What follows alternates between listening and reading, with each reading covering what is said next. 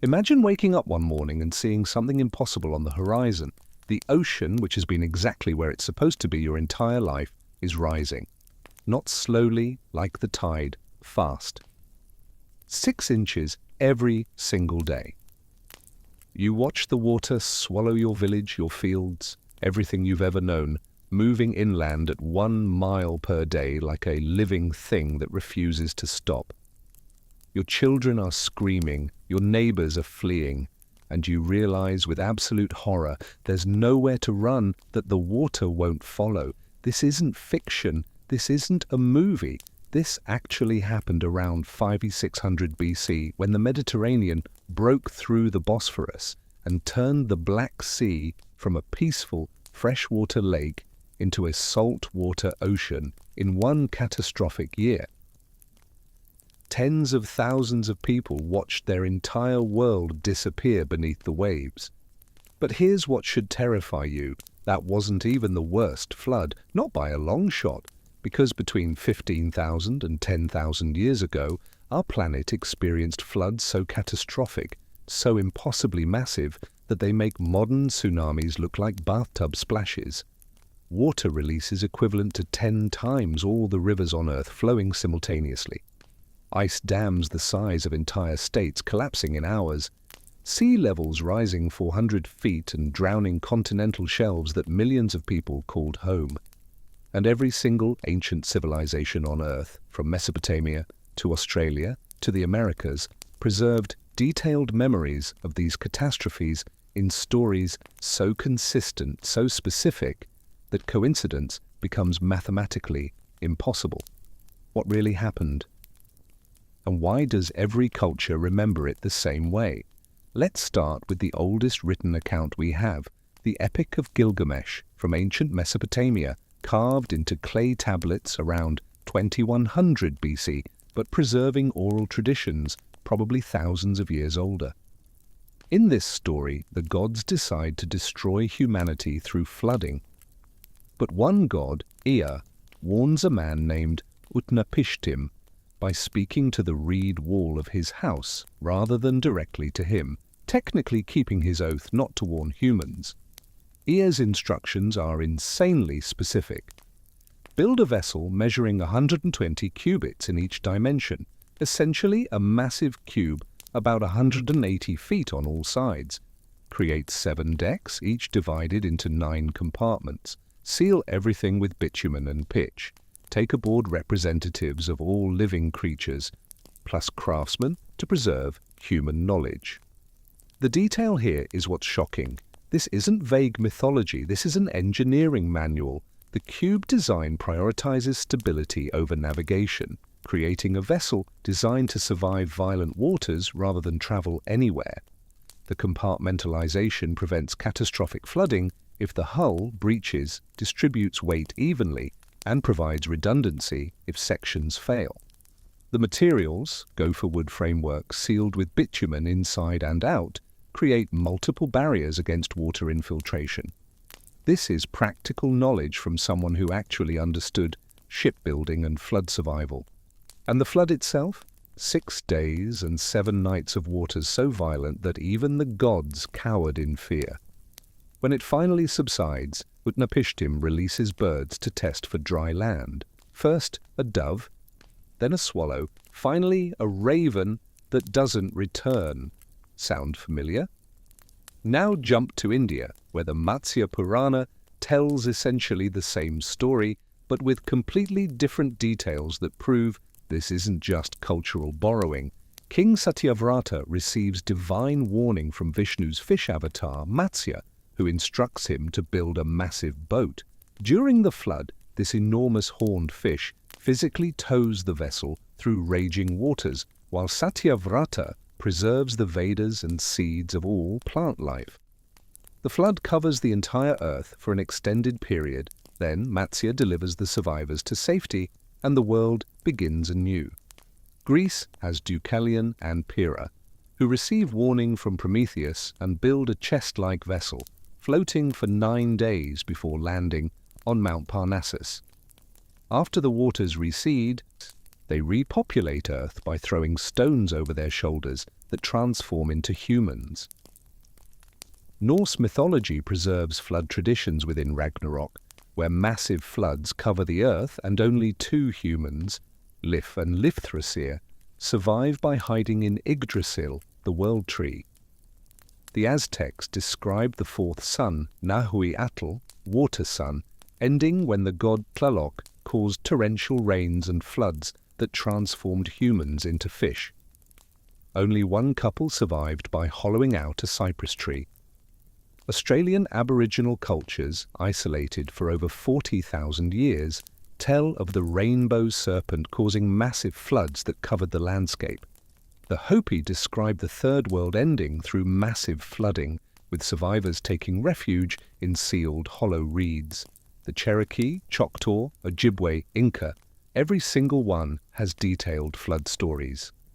What are the odds that every culture independently invented the same narrative with the same specific details? Here's where it gets really interesting. These stories share elements that are way too specific to be coincidence. Divine warning given to a righteous individual before the catastrophe. Construction of enclosed, sealed vessels with specific materials and dimensions. Preservation of breeding pairs or representatives of animal species. Floods covering even the highest mountains. Duration measured in weeks or months. Birds released to test for dry land. Vessels coming to rest on specific mountains. Rainbow or divine covenant promising no repeat. Post-flood world representing renewal and new cosmic order. This isn't just, there was a big flood. These are detailed, technical specifications that match across cultures that had zero contact with each other. And here's the terrifying part. The geology confirms it. Between 15,000 and 10,000 years ago, Earth went through the most dramatic environmental transformation in recent history. We're talking about the Younger Dryas period starting around 12,900 years ago, when something caused temperatures to drop 15 degrees Celsius within a decade. Ice cores from Greenland show this wasn't gradual. We're talking about climate collapse happening within single years. What could cause that? The leading theory involves extraterrestrial impacts, multiple fragments from a disintegrating comet hitting Earth simultaneously. The evidence: elevated concentrations of platinum, iridium, nanodiamonds, and shocked quartz found at dozens of sites across North America, Europe, and Asia, all dating to exactly 12,900 years ago. These are materials that only form during cosmic impacts. The biological consequences were catastrophic. 35 genera of North American megafauna went extinct at the Younger Dryas boundary. Mammoths, mastodons, giant ground sloths, saber-toothed cats, American lions, short-faced bears. Species that had survived previous glacial cycles just fine suddenly disappeared simultaneously. And here's something that should blow your mind. Many mammoth specimens recovered from Siberian permafrost contain undigested vegetation in their stomachs and mouths, meaning death occurred so rapidly that normal digestive processes were interrupted. They were flash frozen while eating. What kind of catastrophe does that? The Clovis culture, North America's most widespread Paleolithic tradition, vanished at the exact same moment. Clovis sites across the continent show evidence of sudden abandonment, tool caches and settlements left undisturbed as if occupants fled and never returned. The distinctive Clovis projectile points disappear abruptly from the archaeological record, replaced by simpler tools suggesting population crashes and cultural disruption. This wasn't gradual decline, this was civilization-ending catastrophe. And the mechanism? Cosmic impacts generated firestorms across millions of square kilometers while ejecting enormous quantities of smoke and debris into the stratosphere, creating nuclear winter effects that dropped surface temperatures and caused ice sheets to advance rapidly. But the real killer was water. The impacts destabilized massive ice sheets, triggering catastrophic meltwater releases. Lake Agassiz, a glacial lake larger than all the Great Lakes combined, occupied much of central Canada. When ice dams containing this enormous body failed, They released over 163,000 cubic kilometers of fresh water into the North Atlantic Ocean. To put that in perspective, that's enough water to raise global sea levels by multiple feet, and it happened in decades or centuries, not millennia. This freshwater pulse disrupted the thermohaline circulation that drives the Gulf Stream, amplifying cooling across the North Atlantic region. Populations living along coastlines watched the ocean advance inland at rates they could observe within their lifetimes. 40 millimeters per year might not sound like much, but that's over an inch per year, enough for individuals to see significant changes during their lifetimes. Meltwater pulse 1A around 14,600 years ago raised global sea levels by 1624 meters within approximately 500 years. Continental shelves that had supported human populations during glacial periods were submerged, forcing massive relocations. The Sunda Shelf connecting Southeast Asia to Indonesia and New Guinea was a land mass larger than India during glacial periods. When post-glacial sea level rise submerged it, the event created modern Southeast Asia's complex island geography while displacing populations that had occupied these exposed lands for millennia. Archaeological evidence from cave sites in Borneo and Sulawesi indicates sophisticated hunter-gatherer cultures living in this region during the late Pleistocene. All of them were forced to flee or drown. Then came Meltwater Pulse 1B around 11,400 years ago, another 715 meters of sea level rise within centuries. Combined with the Black Sea deluge, glacial lake outburst floods, and continued ice sheet collapse, human populations during this period experienced hydrological chaos on a scale we can barely imagine. And people living through this, they watched their world end. They saw waters rise day after day, week after week, year after year. They abandoned villages, then valleys, then entire regions as the flood kept coming. The traumatic memories of these catastrophes became embedded in oral tradition so deeply that they persisted for 10,000 years. But the Black Sea deluge around 5600 BC might be the smoking gun. Marine geologists William Ryan and Walter Pittman discovered that the Black Sea was originally a freshwater lake, about 150 meters below current sea levels. Around 5600 BC, rising Mediterranean waters breached the natural barrier at the Bosphorus, creating a waterfall that dwarfed Niagara Falls by a factor of 200. Mediterranean water poured through at rates exceeding 50 cubic kilometers per day. Black sea levels rose 6 inches daily for over a year. The advancing shoreline moved inland at up to 1 mile per day, crossed gently sloping coastal plains, consuming an area larger than Florida within months. Entire river valleys disappeared beneath rising waters, along with any human settlements along the lake's productive shorelines. Underwater surveys have identified submerged river channels, beaches, and coastal features that would have provided attractive settlement locations for Neolithic populations. Radiocarbon dating of organic materials from the transition boundary consistently yields dates around 7,600 years ago, 5600 BC. Thousands of people witnessed this catastrophe. They watched their world drown at a rate they could measure daily. And they told their children, who told their children, who told their children, until these memories became the flood myths we know today. This wasn't mythology, this was trauma on a civilizational scale. And here's where things get truly bizarre. The civilizations that existed before these floods might have been far more advanced than we've been told. The Sumerian king list divides history into pre-flood and post-flood periods, listing 8 antediluvian kings ruling from 5 cities with reign lengths measured in tens of thousands of years. Alulim of Eridu ruled 2,800 years. Alalgar ruled 36,000 years. Modern scholars dismiss these as mythological exaggeration, but the mathematical precision suggests systematic record-keeping. These numbers follow specific patterns based on multiples of 60, the fundamental unit of Mesopotamian mathematics. This wasn't random invention, this was a calendar system we don't understand. Archaeological investigation of these supposedly mythical antediluvian cities reveals settlements of remarkable antiquity and sophistication. Eridu shows continuous occupation spanning over 4,000 years, from approximately 5,400 BC to 600 BC.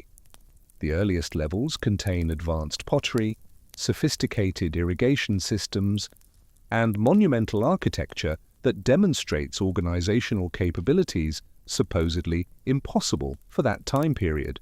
18 successive temple levels built directly over predecessors suggest continuous religious and political authority spanning millennia. And here's the weird part. The earliest structures from around 5000 BC already incorporate complex design elements, including buttressed walls, elaborate ground plans, and sophisticated drainage systems. Rather than gradual improvement, the architectural record suggests that advanced building techniques were present from the beginning, with later periods sometimes showing simplified construction methods. It's backwards from what we'd expect. Shuruppak, the final antediluvian city and home of flood hero Utnapishtim, has been extensively excavated. The site reveals a city of extraordinary size and complexity, with massive defensive walls, elaborate residential districts, and archives containing thousands of cuneiform tablets.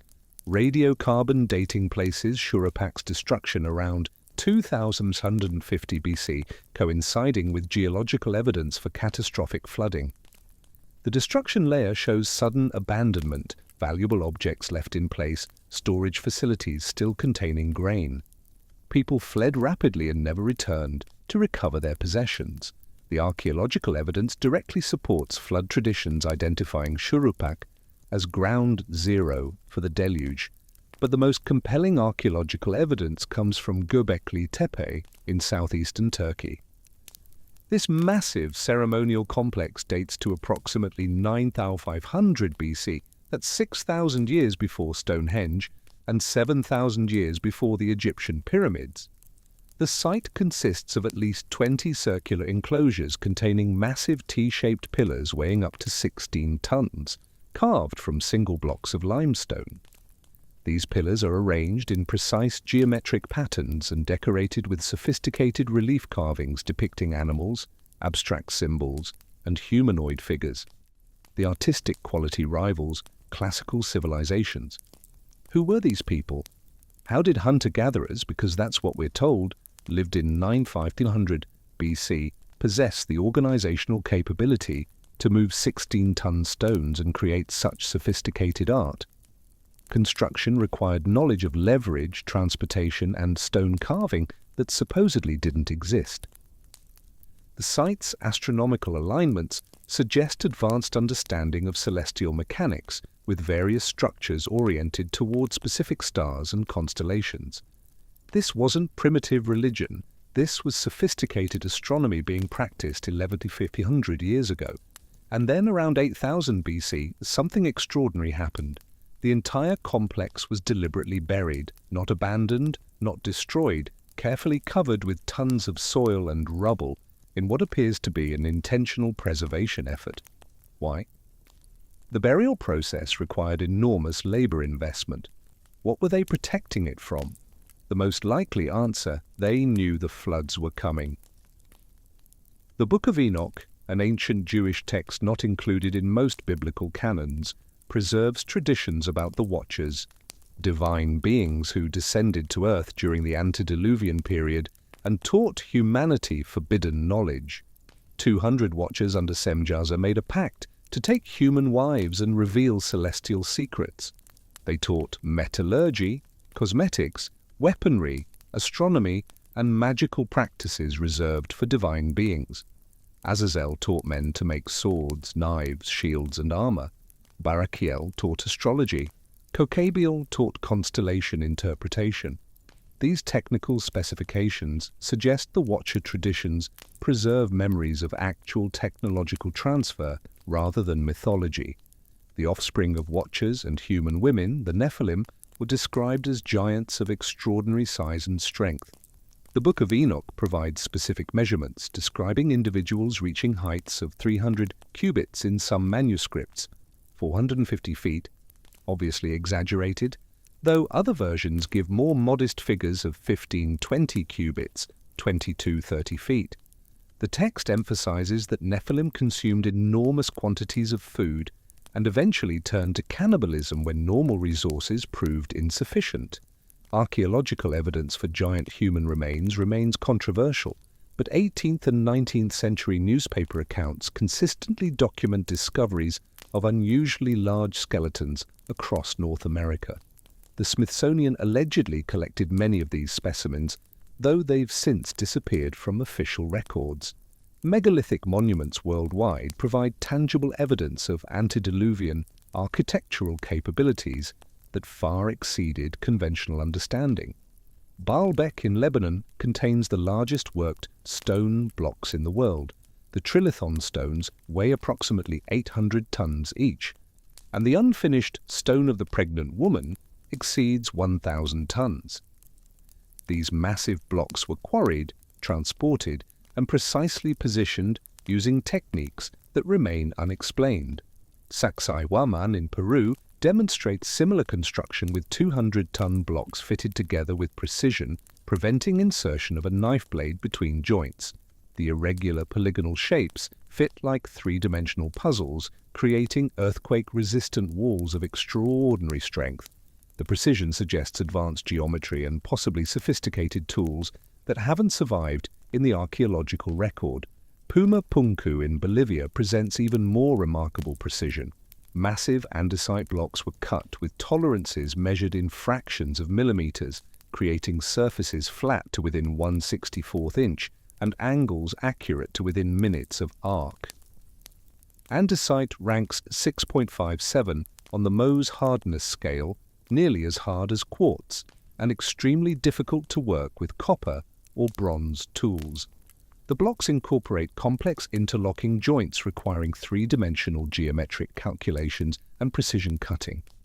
Moving 130-ton blocks from quarries over 60 kilometers away across mountainous terrain at altitudes exceeding 12,000 feet would have required engineering capabilities and mechanical systems that supposedly didn't exist.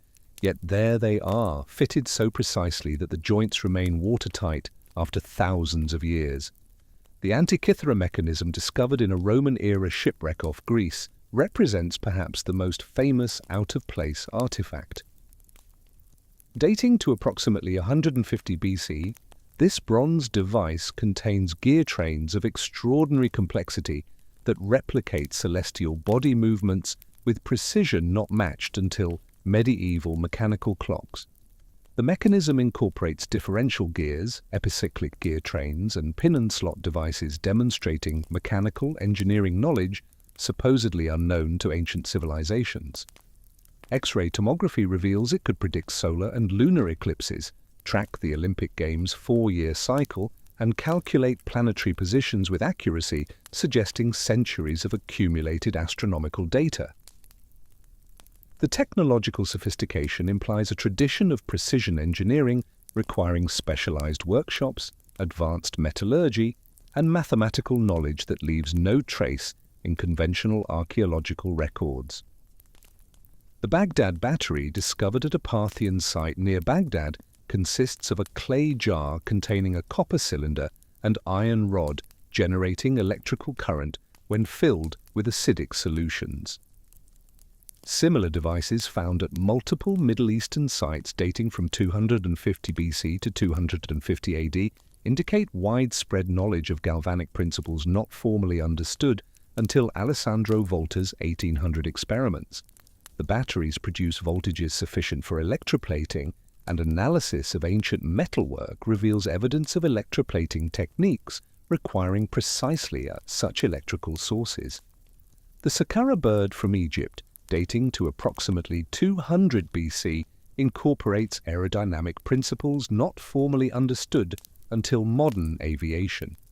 This wooden object possesses fuselage, wings, and vertical tail assembly, creating lift and stability characteristics matching modern gliders.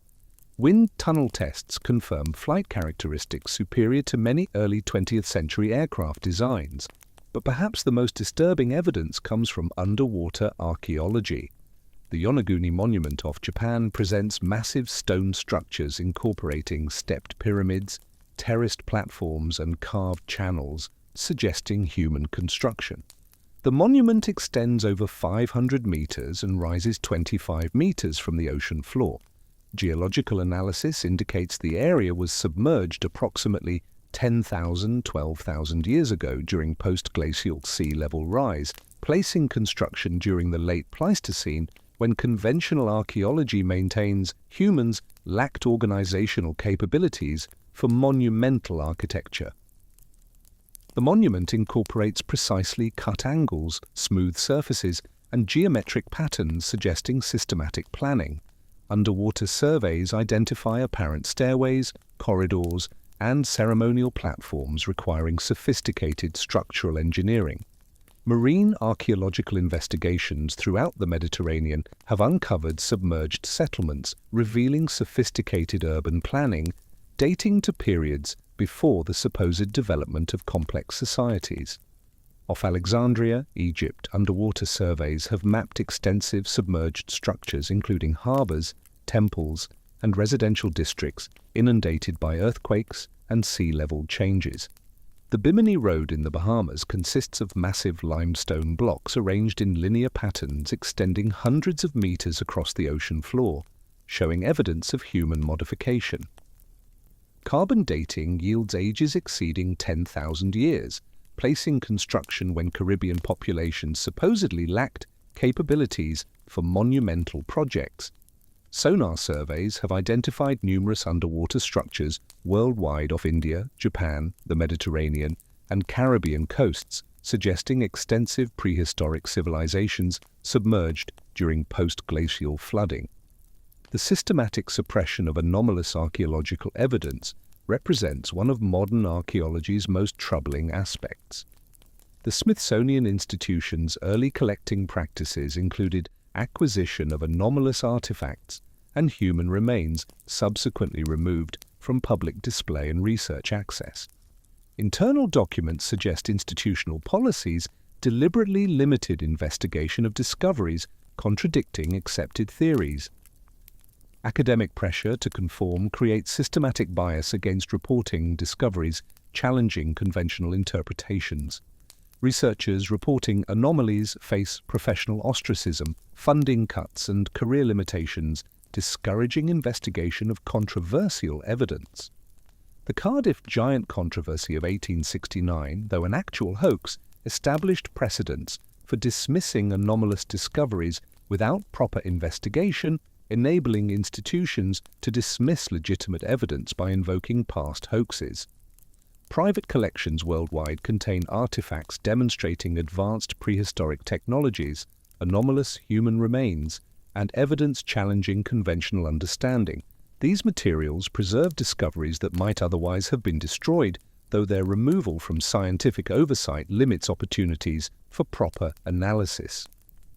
Recent technological advances, including ground-penetrating radar, satellite imagery, and underwater survey technologies, are revealing structures and artifacts previously undetectable, uncovering the true scope of prehistoric achievement. And what this evidence suggests is revolutionary. Sophisticated civilizations existed before the floods, possessing technologies and knowledge systems that were largely destroyed during the catastrophes of the early Holocene, with only fragments preserved through oral traditions and mystery school teachings. The rapid emergence of sophisticated civilizations around 3,500–3,000 BC demonstrates inheritance from pre-existing knowledge systems rather than gradual development. Mesopotamia, Egypt, and the Indus Valley appeared with startling suddenness, displaying technological sophistication and cultural achievement suggesting inheritance from earlier sources. These societies possess detailed understanding of mathematics, astronomy, metallurgy, and hydraulic engineering requiring centuries to develop through trial and error, yet appeared fully formed as if transplanted from more ancient sources. Mystery schools emerged alongside these civilizations, preserving and transmitting specialized knowledge through carefully guarded initiatic traditions, maintaining continuity with antediluvian wisdom teachings. Egyptian priesthood at Heliopolis, Memphis, and Thebes developed elaborate systems for preserving astronomical observations, mathematical principles, and engineering techniques through symbolic representations, concealing advanced knowledge within religious frameworks accessible only to trained initiates.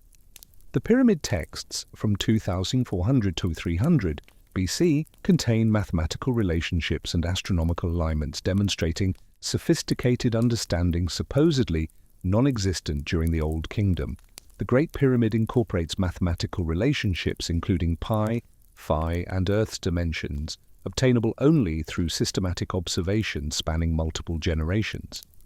The monument's orientation to cardinal directions achieves accuracy within 3/60ths of a degree, while internal passages align precisely with specific stars visible during construction. These astronomical alignments require detailed knowledge of precession, stellar movements, and mathematical relationships not formally understood until much later. Construction techniques employed at Giza demonstrate mastery of mechanical engineering, enabling precise positioning of 15-ton limestone blocks and 70-ton granite elements with millimeter tolerances. The builders possessed sophisticated understanding of leverage, inclined planes, and load distribution, enabling transportation and placement of massive stones with extraordinary precision. Internal chambers incorporate corbelled ceilings, precision-cut granite sarcophagi, and ventilation systems demonstrating advanced structural engineering and environmental control. Mesopotamian civilization emerged with equally sophisticated capabilities. Sumerian city-states displayed complex urban planning, advanced irrigation systems, and monumental architecture requiring organizational capabilities typically associated with later civilizations. The invention of cuneiform around 3200 BC enabled preservation of detailed records revealing sophisticated mathematical understanding, astronomical observations, and engineering principles.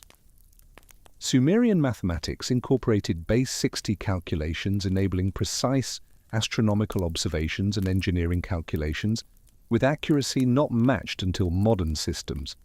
They understood place value notation, fractional relationships, and geometric principles enabling complex architectural projects and accurate celestial predictions. The Venus tablet of Amisaduqa from approximately 1600 BC contains astronomical observations demonstrating systematic planetary tracking over extended periods, suggesting continuity with much earlier traditions. The Epic of Gilgamesh preserves technical specifications for hydraulic engineering, demonstrating sophisticated water management understanding.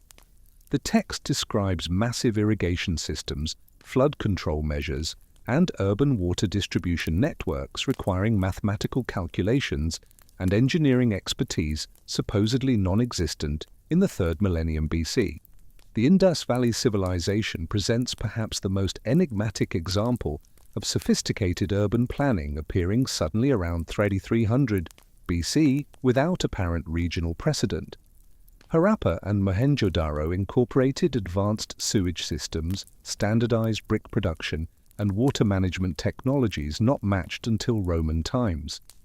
The civilization's urban planning incorporated grid-patterned street layouts, standardized weights and measures, and centralized administrative systems, suggesting inheritance from established traditions. Standardization precision reveals mathematical sophistication, enabling coordination across vast areas. Archaeological investigations uncovered standardized brick dimensions, weight systems, and measurement tools, maintaining consistency across hundreds of settlements spanning the entire Indus Basin, over 1,000 kilometers. This standardization required central administrative authority and mathematical systems, maintaining precision across enormous distances, suggesting governmental and technological capabilities far exceeding contemporary civilizations. The preservation of antediluvian knowledge through secret traditions enabled rapid re-establishment of sophisticated civilizations following early Holocene catastrophes. Egyptian texts describe the followers of Horus, divine beings preserving sacred knowledge through chaotic periods preceding dynastic Egypt. These traditions maintain that the followers possessed advanced astronomical, mathematical, and engineering understanding transmitted to selected human initiates who became founding priests and rulers. The Edfu texts, inscribed during the Ptolemaic period but preserving earlier traditions, describe sacred site establishment and divine knowledge transmission, following great catastrophe destroying the previous world order.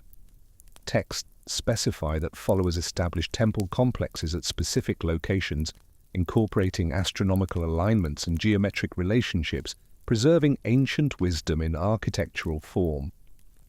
Mesopotamian traditions describe the Apkallu, 7 sage beings emerging from waters following the Great Flood to re-establish civilization and teach humanity government, agriculture, and technology. These fish-like beings possessed complete knowledge of all sciences and crafts, enabling rapid, sophisticated urban center rebuilding. Each Apkallu established specific aspects of civilized life, including writing systems, mathematical principles, astronomical observations, and architectural techniques.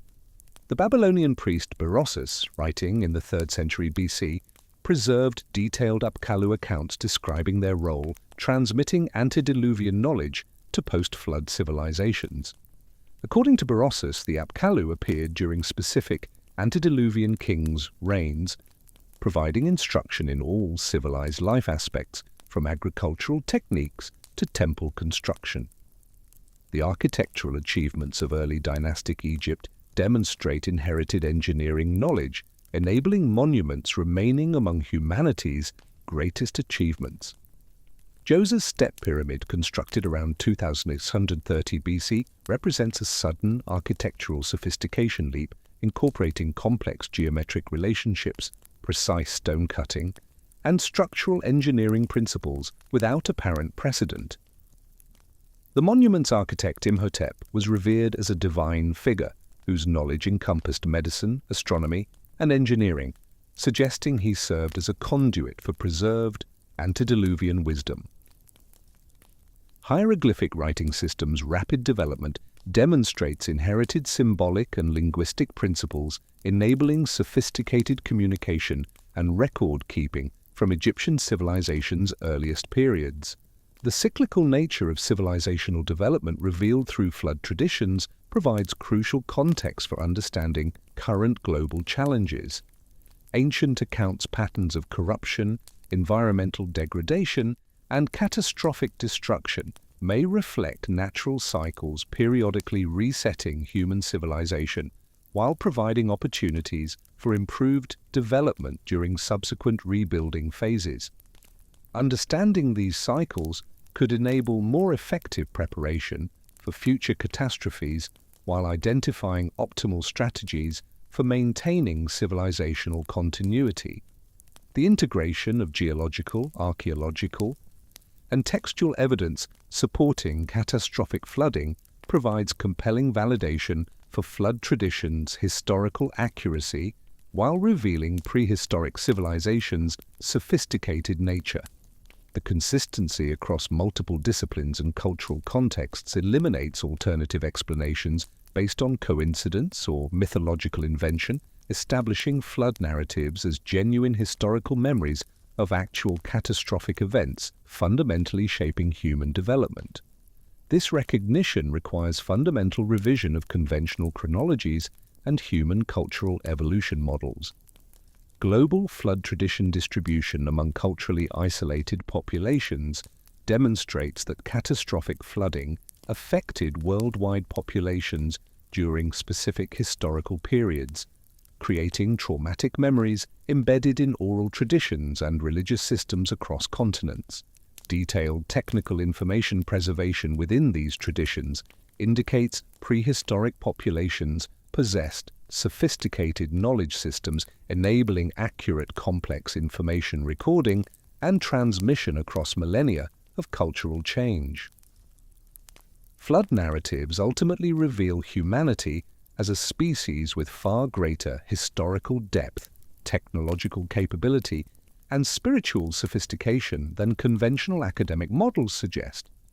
Evidence points toward cyclical civilizational development patterns where advanced prehistoric societies achieved remarkable technological and cultural heights before catastrophic event destruction, leaving scattered survivors rebuilding civilization using preserved ancient knowledge fragments.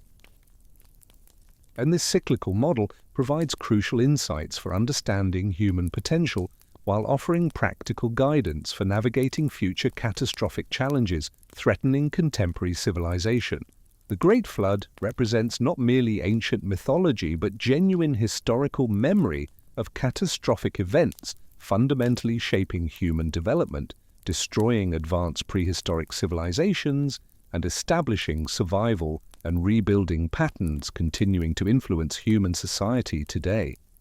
The implications extend beyond historical curiosity to urgent contemporary concerns about civilizational vulnerability, technological development, and preparation necessary for maintaining human knowledge and capability through future catastrophic cycles that geological and astronomical evidence suggests may be inevitable features of Earth's long-term environmental patterns.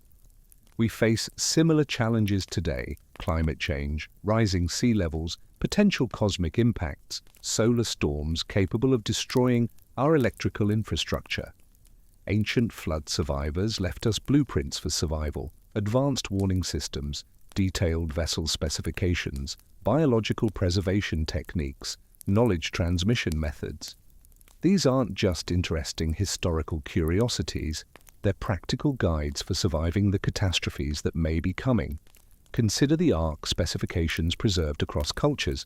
Noah's Ark measured 300 cubits long, 50 wide, and 30 high, approximately 450 feet long, 75 feet wide, and 45 feet tall. This creates a length-to-width ratio of 6.1, approaching optimal proportions for large vessels. Modern naval architects recognize this ratio as highly effective for cargo ships, providing excellent stability while maximizing internal volume. The vessel's proportions suggest practical knowledge derived from extensive shipbuilding experience rather than theoretical speculation. The three-deck configuration provided distinct functional areas: lower deck for larger animals and heavy cargo, middle deck for smaller animals and human living quarters, upper deck for food supplies and equipment. This vertical organization maximized space utilization while facilitating efficient management. Utnapishtim's cubic design prioritized stability over navigation, creating maximum resistance to capsizing forces. The cube's low center of gravity and equal buoyancy distribution would have survived wave conditions far exceeding typical ocean-going ships. Internal architecture, with 7 decks subdivided into 9 compartments, created 63 separate spaces, preventing catastrophic flooding if the hull breached, organizing different species and supplies for efficient management, and distributing weight evenly throughout the structure. Compartmentalization also provided redundancy. Damage to one section wouldn't compromise entire vessel survival capacity. Construction materials specified demonstrate advanced waterproofing knowledge. Gopher wood frameworks sealed with bitumen inside and outside, creating multiple water infiltration barriers, with additional pitch and tar applications creating layered sealing systems, remaining effective even if outer coatings were damaged.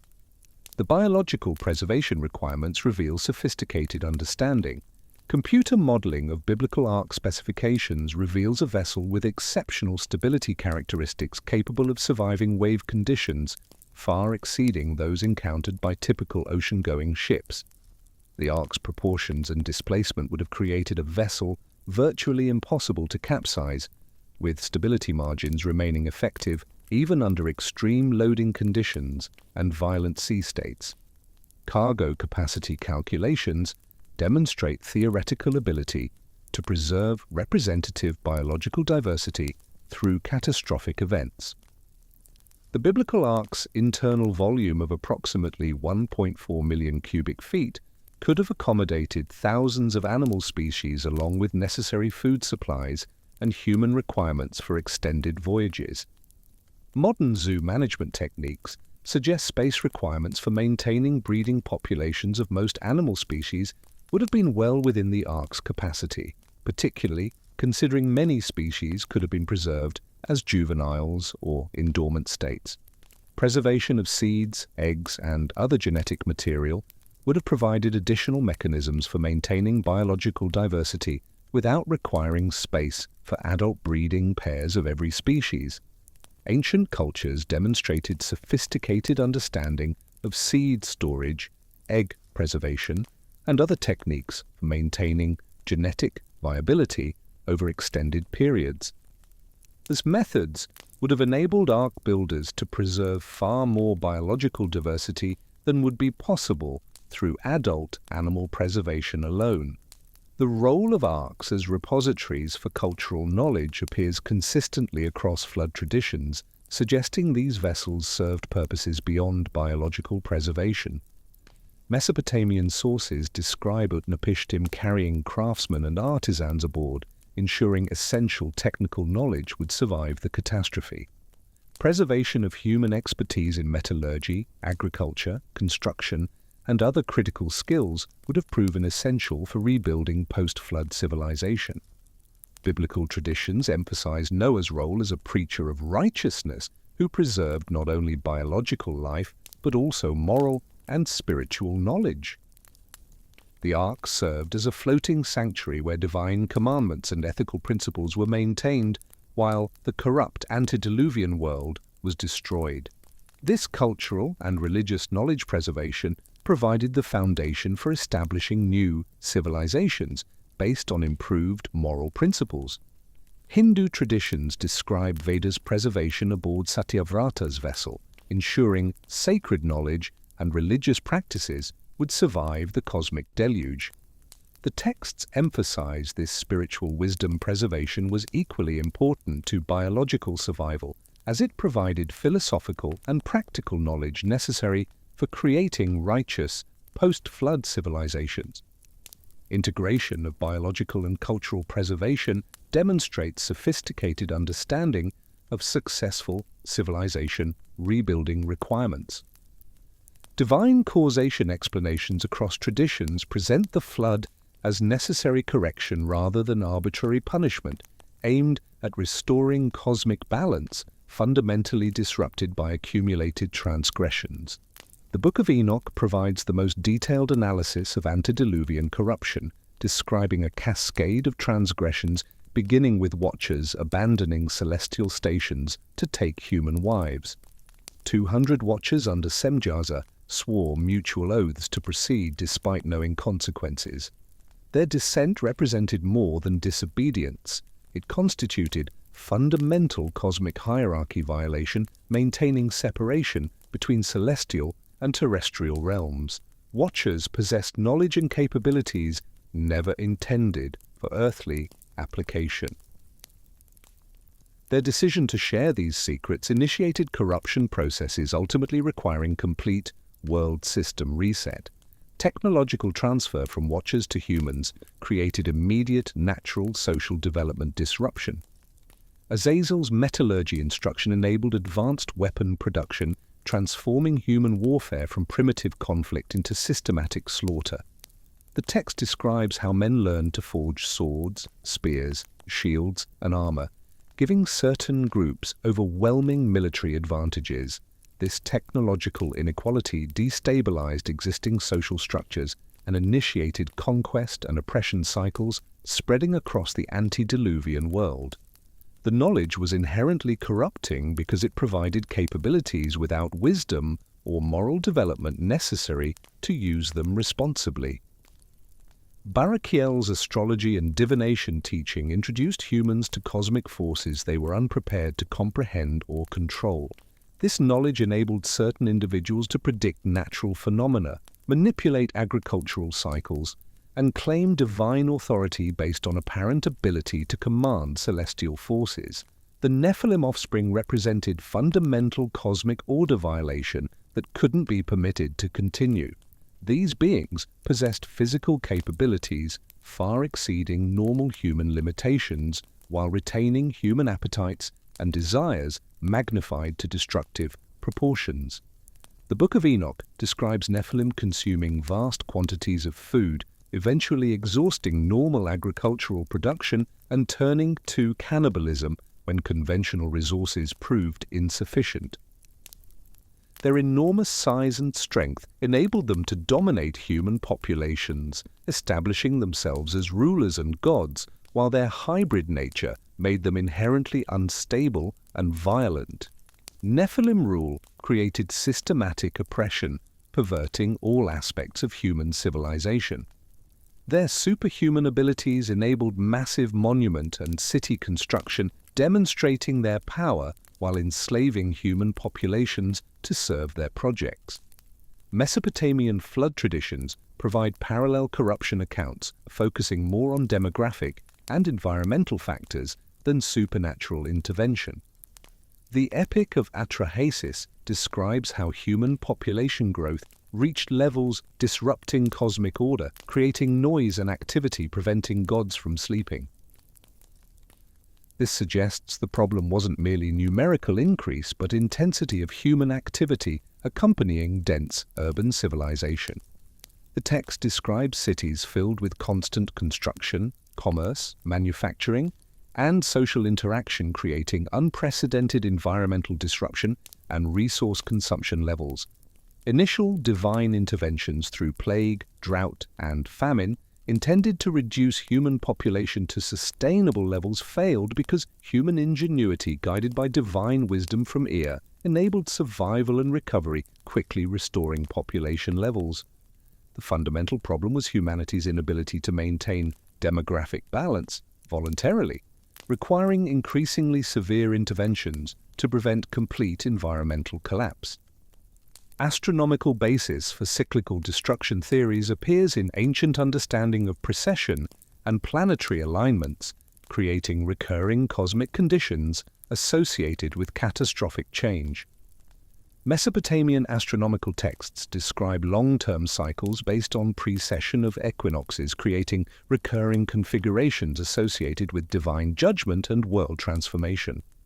These cycles lasted approximately 25,020 years, divided into 12 ages of roughly 2,160 years each, with transitions between ages marked by catastrophic events resetting human civilization.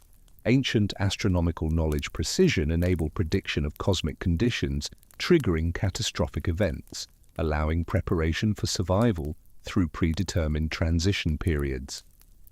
Flood narratives consistently describe advanced warning provided to selected individuals using this knowledge to prepare appropriate survival measures, suggesting antediluvian civilizations possessed sophisticated understanding of cosmic cycles and their relationship to terrestrial catastrophes. The timing of flood events in relation to cosmic cycles suggests catastrophic interventions occurred at predetermined intervals when accumulated corruption reached levels incompatible with continued existence. These cycles' mathematical precision enabled prediction and preparation, proving essential for preserving essential civilization elements through transition periods. This cyclical model presents destruction and renewal as fundamental cosmic processes maintaining universal order rather than exceptional interventions triggered by specific events.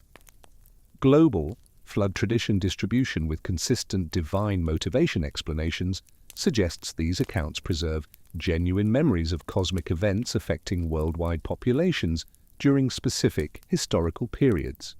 Moral, astronomical, and cyclical elements consistency across culturally isolated traditions indicates access to common knowledge systems, understanding the relationship between human behavior, cosmic cycles, and catastrophic events periodically resetting terrestrial civilization. Recent geological research supports the catastrophic flooding timeline preserved in ancient traditions. The Younger Dryas period, spanning 12,900 to 11,700 years ago, represents one of Earth's most dramatic recent climate reversals. This event interrupted gradual warming following the last glacial maximum, plunging the northern hemisphere back into near-glacial conditions within decades. Ice core data from Greenland reveals temperature drops of up to 15 degrees, occurring within periods as short as a decade, speeds defying conventional gradualist climate change models.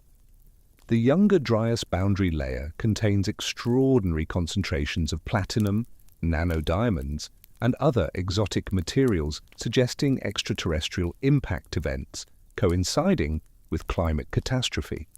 Archaeological evidence from this period reveals sudden North American megafauna extinction, including mammoths, mastodons, giant ground sloths, saber-toothed cats, and dozens of other species surviving previous glacial cycles. The extinction pattern shows remarkable synchronicity, with radiocarbon dates clustering around 12,900 years ago across the continent.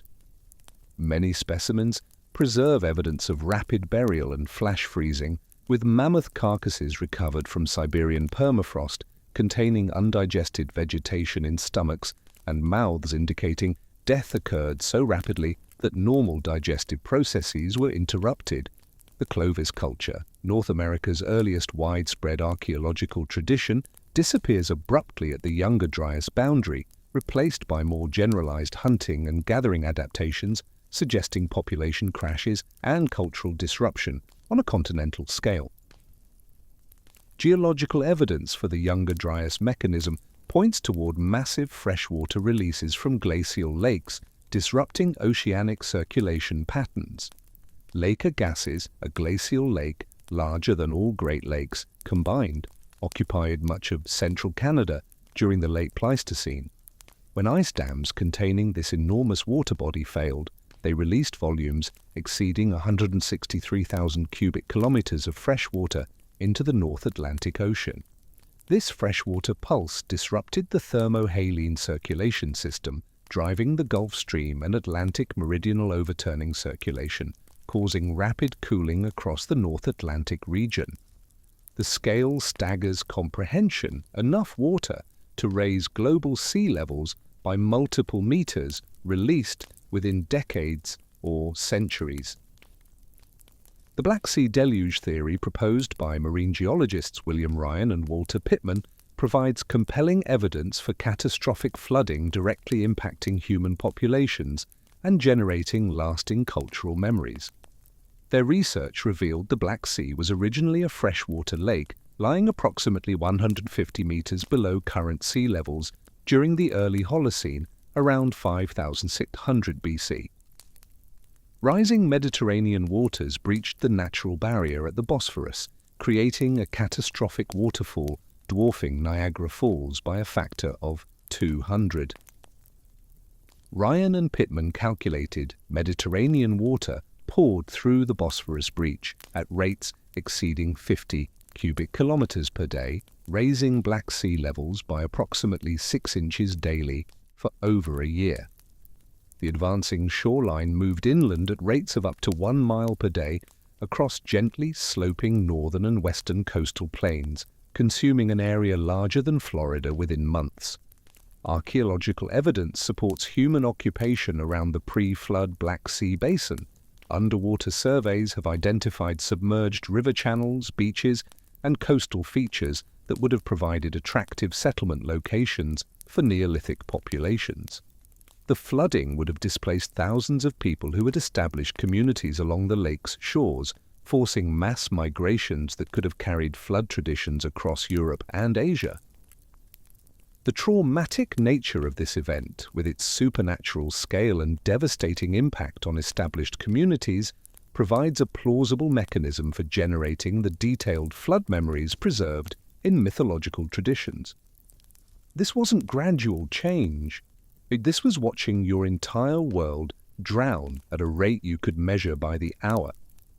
Meltwater pulse events following the last glacial maximum created conditions for rapid sea level rises affecting coastal populations worldwide. Meltwater Pulse 1A, occurring around 14,600 years ago, raised global sea levels by 1624 meters within approximately 500 years, submerging vast coastal plains that had supported human populations during the glacial period. The rate reached 40 millimeters per year, fast enough for individuals to observe significant changes within their lifetimes. Meltwater Pulse 1B, dated to approximately 11,400 years ago, produced another rapid sea level rise of 715 meters within centuries. Combined effects of these meltwater pulses transformed global geography, drowning continental shelves exposed during glacial periods and forcing massive population relocations. Thanks for watching Flow of History. If you've made it this far, you've just experienced the most comprehensive examination of the Great Flood ever assembled, from ancient mythology through cutting-edge geology, from suppressed archaeology to the rapid emergence of post-flood civilizations. This isn't just ancient history. This is a warning about what Earth is capable of doing, what has happened before, and what could happen again. Hit that subscribe button and turn on notifications, because we're diving deep into other myths that might be terrifyingly real. Want to know the truth about Atlantis, the real story of ancient advanced technologies, with the evidence for pre-Ice Age civilizations? We're covering all of it. Drop a comment below. What shocked you most? The Black Sea deluge, the Younger Dryas impacts, the suppressed archaeological evidence? The fact that every single ancient culture remembered the same catastrophe? Let me know, and if you want to support the channel and get access to extended research, additional evidence, and deep dives into specific flood traditions, check out our Patreon in the description. Until next time, remember, those who forget history are condemned to repeat it. And the floods, they're coming again. This is Flow of History, reminding you that the myths were memories all along.